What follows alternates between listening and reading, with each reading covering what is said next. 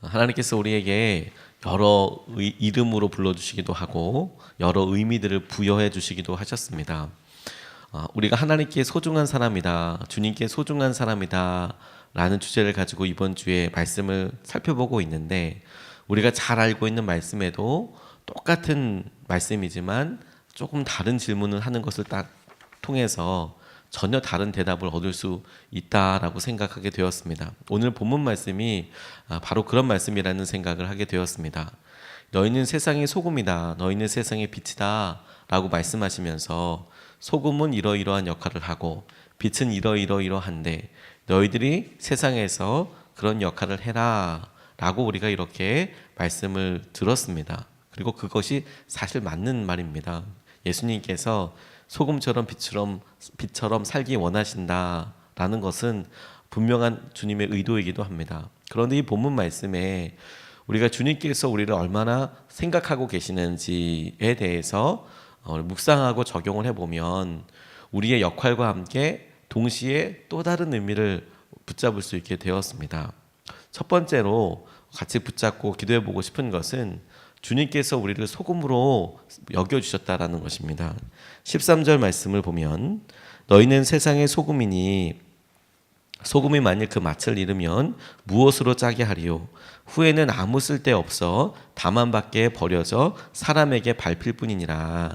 이렇게 나와 있습니다.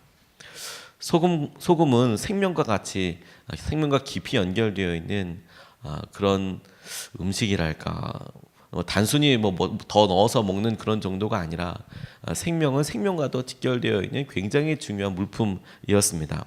오래전부터 사람들에게 이게 꼭 필요하다고 생각이 되어서 중요한 가치로 팔리곤 했었던 거거든요. 그래서 소금을 임금, 그러니까 월급으로 주기도 했습니다. 어떤 품삯으로 소금을 주기도 했는데, 그런데 그 소금값이 비쌌기 때문에 그런 것이었습니다. 뿐만 아니라 이 소금 광산이나 소금을 얻을 수 있는 여러 염전을 얻기 위해서 전쟁이 일어나기도 할 만큼 국가 산업에 있어서나 사람들에게 있어서 굉장히 중요한 것이었습니다.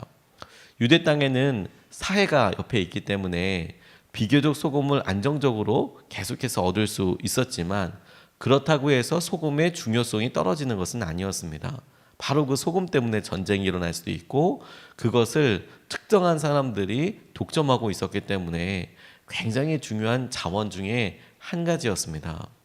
주님께서 그 소금의 모습을 보고 이것이 썩지 않게도 하고 음식에 들어가서 맛을 내기도 하고, 그렇다, 너희들은 소금이다 라고 이야기하실 때에 우리에게 마땅히 해야 될 소금으로서의 역할도 중요하지만, 동시에 주님께서 그와 같이 중요한 것이 너희가 소금과도 같은 사람이다, 너희들은 세상의 맛을 내는데 꼭 필요한 사람이고 너희들은 세상이 썩지 않게 하는데 꼭 필요한 사람들이라고 주님께서 우리를 먼저 여겨주셨다라는 것이 제게 말씀을 묵상하면서 또 다른 의미로 찾아오게 되었습니다. 생텍쥐페리라는 프랑스의 작가가 어린 왕자라는 글을 썼습니다. 어린아이들을 위해서 쓴 동화 같지만 실상은 어른들이 이렇게 보고 나면 참 많은 생각을 하게 합니다. 어린 왕자가 살았던 별에는 장미 한 송이가 피어 있는데, 그 장미 한 송이를 가꾸는 것이 어린 왕자의 낙이기도 하고 임무이기도 했습니다. 일이기도 했습니다. 그런데 이 장미가 녹록하지 않은 거예요. 어린 왕자가 물을 주고 가꿔줘도 고마워할지도 모르고 토라지기도 하고, 그리고 심지어 서로 싸우는 것 같은, 말다툼도 하는 것 같은 그런 관계였습니다. 여러 이유들로 어린 왕자가 더 큰 세상을 보기 위해서 우주 여행을 통해서 우리는 지구에까지 오게 되는데, 나중에 여우랑 자기가 왔던 곳을 생각하고 그리움에 대해서 생각할 때 이야기하는 장면을 보니까 밤하늘의 별을 보면서 자기가 떠나왔던 별을 생각하고 그 별에 있을 장미, 그 장미가 피어있을 모습을 생각하니까 그게 내게 굉장히 의미 있어지고, 장미가 있을 법한 별 하나뿐만 아니라 모든 별에 그와 같이 아름다운 장미가 있어서 자기에게 의미가 있게 되고 보게 되더라. 소중한 것 한 가지만 있어도 그 모든 것들이 다 변하게 되고 다 모든 의미를 부여하게 되죠. 저는 결혼하기 전까지는 아이들에 대해서 그냥 막연하게 예쁘다, 아이들이 건강하게 컸으면 좋겠다 이런 생각했었거든요. 그런데 아이들이 제게 생기고 그 아이들을 어린이집에 보내고 학교에 보내고 나니까 신문 기사에서 어린이들과 관련된 여러 안타까운 이야기들이 전해지면 그러면 예전과는 같지 않다는 것을 알게 됐어요. 저희 아이들이 다니는 어린이집이 아니고 또 학교가 아니어도 이런 일은 없었으면 좋겠다. 간절한 마음이 어떤 때는 의문이 들기도 하더라고요. 이렇게 하면 되겠나 하는 생각이 들더라고요. 사랑하는 사람이 한 명 있는데 그 사랑하는 사람 때문에 그 사랑이랑 감정이 입이 될 수 있는 모든 것들이 제게 전부 다 중요하고 소중하다는 것을 알게 됐어요. 여행을 하더라도 내가 사랑하는 사람이 가 있는 그 비행기, 그 곳이 우리에게 있어서 온통 관심이 있게 되지 않습니까? 근데 하나님께서, 주님께서 우리에게 너희는 소금이야. 너희들 때문에 맛이 나는 거야. 너희들 때문에 세상이 썩지 않는다고 생각해. 우리들이 자녀들에게 너희들이 내 삶의 희망이야. 너희들 때문에 삶이 의미 있다고 생각해. 라는 것과 너무도 똑같다는 생각을 하게 됐어요. 어디 가서 맛있는 거 먹으면 가장 먼저 집사람 생각나고 남편들 생각나고 그러시잖아요. 야, 이거 좋아하겠다. 이거 먹으면 굉장히 행복해하겠다. 이런 생각이 드는 것처럼 주님께 우리가 바로 그렇다라는 거예요. 주님께 우리가 이 세상에 대해서 챙기고 보게 하실 때 제일 소중한 거구나. 가치 있는 거구나. 주님이 이 땅에서 꼭 필요한 존재라고 우리를 불러주시는 거구나. 영어 표현에 예쁜 아이들을 부를 때 요즘은 어떻게 부르는지 모르겠지만 펌킨이라는 말을 쓰더라고요. 호박이라는 뜻입니다. 호박. 큰 늙은 호박. 왜 펌킨이라고 부를까? 오마이 펌킨. 그래서 왜 그럴까? 옛날 표현이긴 합니다만 그 달짝지근하고 이렇게 부르잖아요. 야, 너는 내 소금이다. 정말. 너는 이 땅의 소금이야. 너는 이 땅의 소금과도 같은 사람이야. 하나님께서 오늘도 저희에게 그렇게 불러준다고 생각하니까 제 마음속에 우리들 가운데 그렇구나. 주님이 우리를 믿고 계시는구나. 그래도 우리는 이 세상 썩었다고 어렵다고 얘기하지만 주님이 우리를 믿고 계시는 거구나. 그것을 우리가 붙잡고 기도하고 오늘 주님을 의지해서 살아가야겠구나. 이렇게 적용하게 되었습니다. 두 번째로 붙잡고 적용하게 된 것이 주님께서 우리를 빛이다라고 여겨주신다라는 거예요. 네가 빛이야, 네가 빛. 14절부터 16절까지 말씀을 보니까 너희는 세상의 빛이라 산 위에 있는 동네가 숨겨지지 못할 것이요 사람이 등불을 켜서 말 아래에 두지 아니하고 등경 위에 두나니 이러므로 집안 모든 사람에게 비치느니라.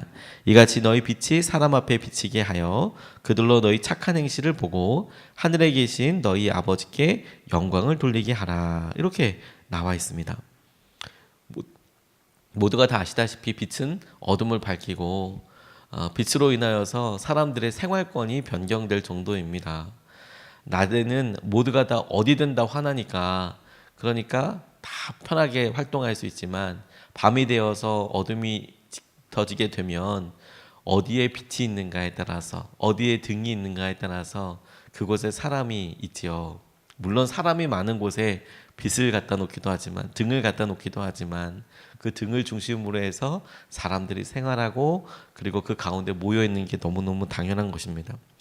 집이 산속에 있다고 하더라도 그 집이 어디에 숨겨져 있다고 하더라도 낮에 잘 보이지도 않던 그 집들이 밤에 불 하나 켜놓고 나면 멀리서도 저기가 누구누구네 집이구나, 저기의 집이 있구나 라고 알려지게 되는 것처럼 불을 켜서 밑에다 두지 않고 높은 곳에 둬서 사람들에게 다 비춰서 활동할 수 있게 하는 것처럼 주님께는 우리가 그런 의미다라고 말씀하시는 거예요.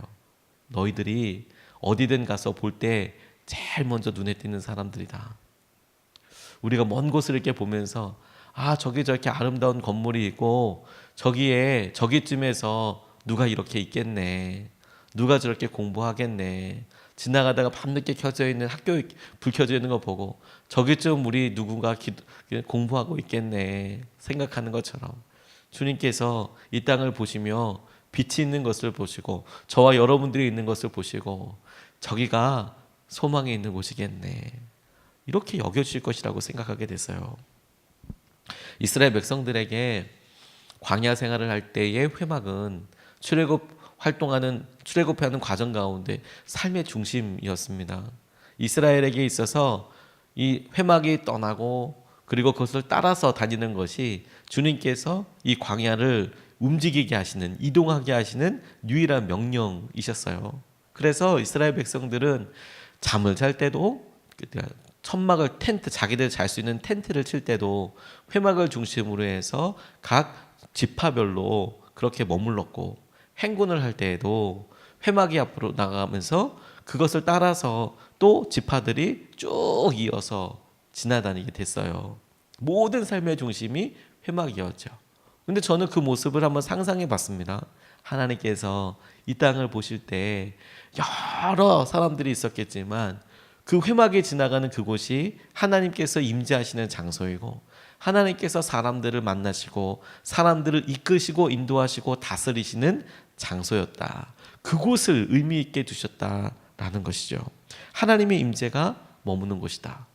그런데 우리에게, 이스라엘 백성들에게 주시겠다던 가나안 땅에 대해서도 생각해 보니까 딱 그와 같은 의미로 있더라고요. 신명기 11장 10절로 12절까지 말씀을 보니까, 내가 들어가 차지하려고 하는 땅은 내가 나온 애굽 땅과 같지 아니하니 거기에서는 너희가 파종한 후에 발로 물 대기를 채소밭에 댐과 같이 하였거니와, 너희가 건너가서 차지할 땅은 산과 골짜기가 있어서 하늘에서 내리는 비를 흡수하는 땅이요, 내 하나님 여호와께서 돌보아 주시는 땅이라.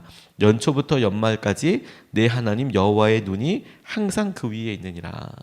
여호와의 눈이 항상 그 위에 있느니라. 저는 주님께서 우리를 빛이라고 이야기하실 때에 우리가 어디 있어도 제일 확 보이는 존재로 여호와의 눈이 항상 우리 위에 있다, 이렇게 생각할 수 있겠구나라고 적용하게 됐어요.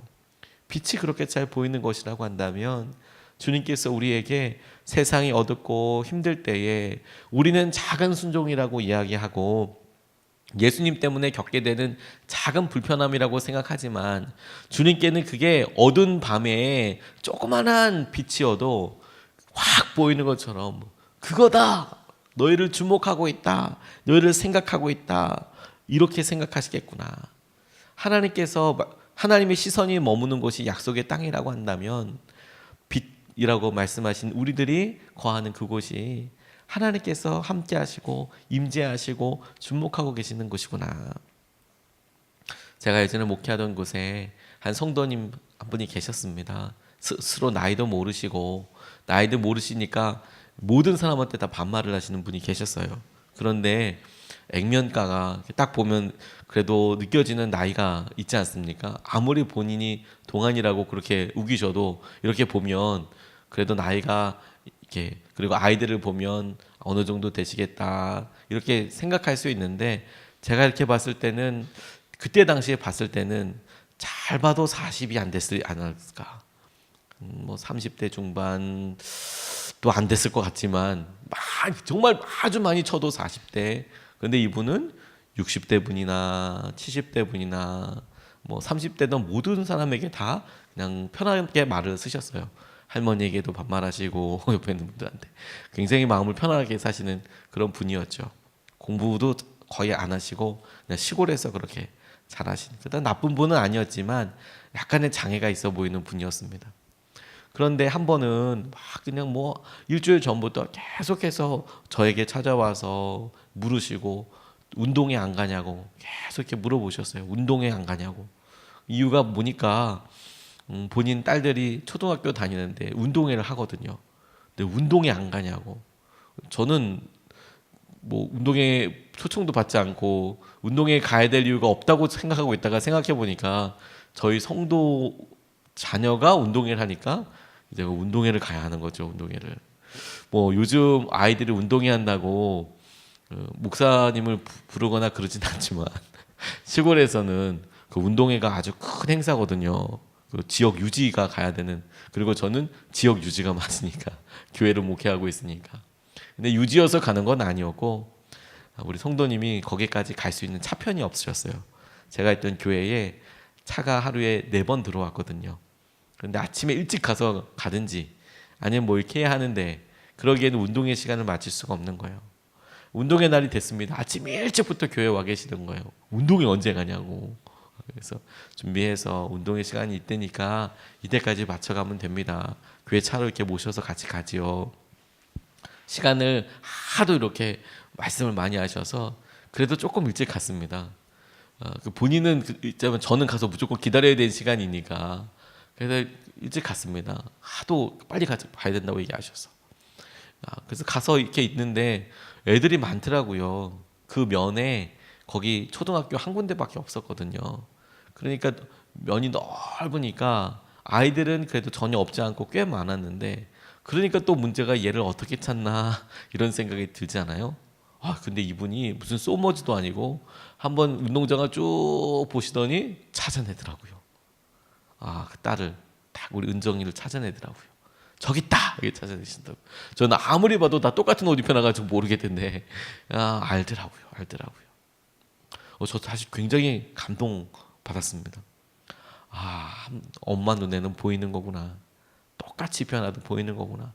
맨 새카매가지고 애들이 다 햇빛에 그을려서 새카마고 체육복도 입혀놓고 거기다가 또 백군, 청군 이렇게 나눠놔서 띠까지 다 똑같이 해놓고 있는데 그걸 한눈에 알아보는 거구나.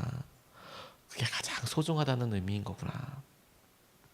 하나님께서 오늘 우리의 삶을 이렇게 내려다 보신다고 상상해 볼 수 있겠죠. 그런데 여기가 빛이구나. 여기 함께 있구나. 그러니까 우리의 삶이 더욱 조심되고 더욱 의미 있게 되지 않겠습니까? 우리가 CCTV 하나만 있다고 생각해도 함부로 행동할 수 없는데 하나님께서 사랑의 눈으로 너희가 빛이야. 너희가 하는 행동이 이 세상을 밝게 빛내고 있는 거야. 라고 말씀하신다니. 그러면 우리가 그 마음을 의지해서 더더더 그렇게 사라질 수 있겠구나. 오늘 주님께서 보내주시는 그 믿음에 우리를 향한 그 부르심에 우리가 같이 믿음으로 반응해서 정말 소금으로 빛으로 사라지게 되는 하루 되시기를 주님의 이름으로 축복합니다. 오늘 2가지 말씀을 같이 나눴습니다. 첫 번째는 우리가 빛이다. 주님께서 우리에게 네가 소금이야. 네가 소금. 이 세상에서 가치 있는 거 뭐 있겠니? 소금 있다. 소금. 너희들이 가치 있다라고 말씀하신 것에 대해서 이 세상에 너희들이 빛이다 라고 여겨주신 것을 통해서 너희들 있는 곳에 너희들 확 티난다. 주님께는 확 티가 나는 거야. 우리가 그것을 붙잡고 2번 나눠서 같이 기도하고 싶습니다. 첫 번째 기도하고 싶은 것은 우리가 세상의 소금입니다. 주님이 믿어주시는 것처럼 너희들이 소금이다라고 믿어주시는 것처럼 소금으로 살기 위해서 성령님의 인도하심에만 순종하게 하여 달라고. 주님, 우리가 하는 여러 일들이 세상을 썩지 않게 하고 세상 가운데 맛을 내는 것이라고 하셨는데 하나님, 우리가 그렇게 살기 위하여 성령님의 인도하심에만 순종하게 하여 주셔서 오늘 하루도 주님께서 그래 이 맛이다. 내가 이것을 내가 맛보고 싶었다 라고 느끼실 만한 그런 순종과 고백을 하게 하여 주시옵소서. 이 시간에 우리가 첫 번째로 같이 우리가 성령님의 인도하심에만 순종해서 소금처럼 살게 하여 주십시오. 같이 기도하시겠습니다.